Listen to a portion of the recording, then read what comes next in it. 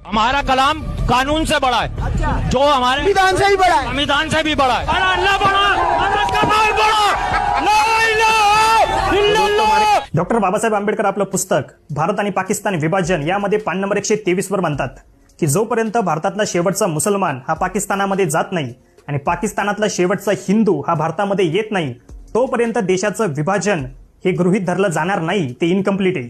पुढे पान नंबर 125 वरती डॉक्टर बाबासाहेब म्हणतात की भारतातला मुसलमान जर इथं राहिला तर भारतामध्ये कधीही सांप्रदायिक शांतता नांदू शकणार नाही. पान नंबर 297 वरती डॉक्टर बाबासाहेब आंबेडकर म्हणतात की भारतातला मुसलमान कधीही भारताविरोधात जिहाद छेडू शकतोय.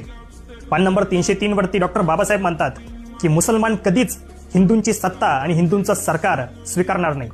आणि पान नंबर 294 वरती डॉक्टर बाबासाहेब आंबेडकर म्हणतात की मुसलमान शरिया कानूनला, शरिया कायद्याला संविधानापेक्षा मोठं समजतो.